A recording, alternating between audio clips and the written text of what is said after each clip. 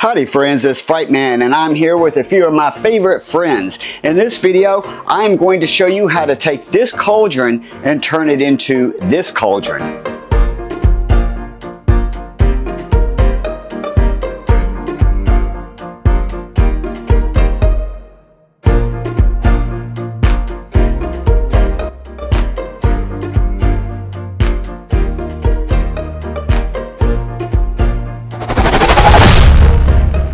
So I was gifted with this cauldron and I found this really cool witch over at the Home Depot. This is the spellcasting witch and she's going to look great over this cauldron. So I didn't want to be bothered with hooking up a fog machine and drilling a hole in this, etc, etc.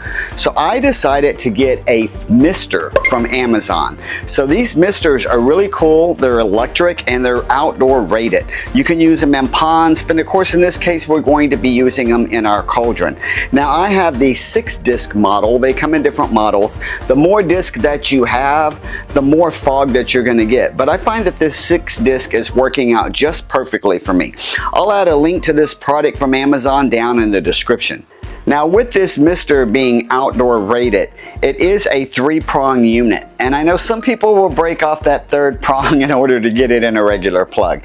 Because this is going in water, don't do that. Now one other thing I'm going to tell you about these misters is I like to use distilled water. And a lot of people say that's not necessary.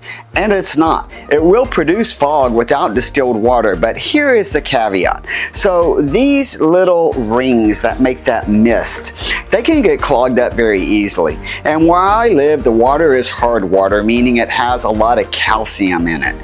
And that calcium will build up really quick if you use regular water. Distilled water doesn't have any of those minerals in it. So that's going to help you keep these discs clean for a lot longer. And it will add life to these discs. Now these discs are replaceable, so you can replace them if they end up getting clogged up with calcium, rust, what have you.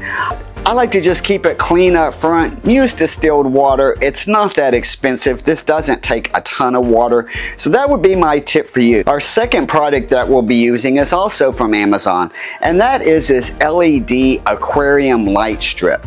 Now this thing is really cool. It comes with suction cups, and what's really neat about this is it has animated options for you to choose as well as light changing. So it comes with this remote control, and we'll show you some of those examples at the end of this video, but you can basically turn this to any color that you like. So all we're going to do is simply using the suction cups. They fit directly right onto this mister. It's a perfect fit.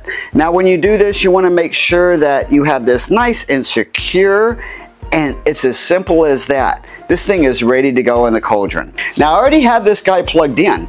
So our next step is going to be distilled water. Again, at your own risk, go ahead and use your tap water, but I'm going to use distilled water.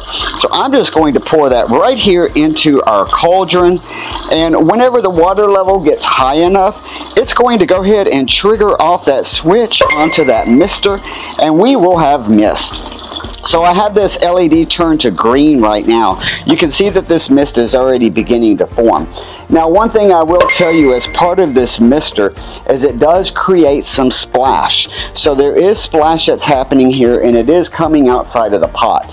So whenever you are positioning this, if you're worried about something that's around maybe a couple feet, you want to make sure that you give that distance because it does splash water. There's actually water building up here on the garage floor. So we have that mister going, but we're going to go ahead and elevate this project. I'm going to use something from a previous project that I did. I'll put a link up here to that project. That is where I have my burning pile of bones. So let me grab that and we're going to add that to this scene.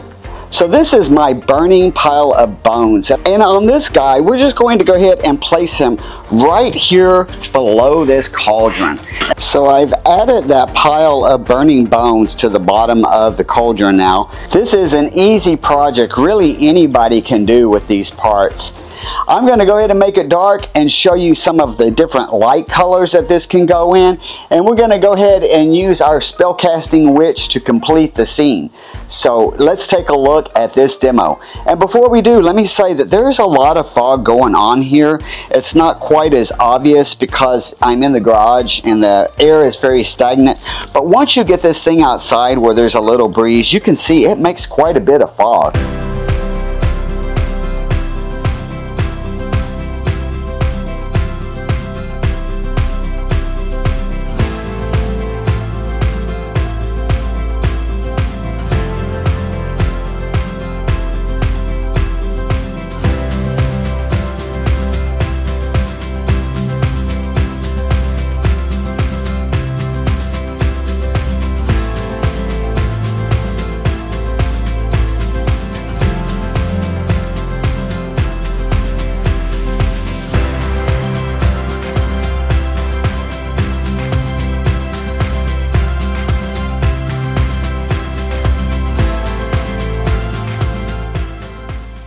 So I do want to say that this remote control has a lot of different light options on it.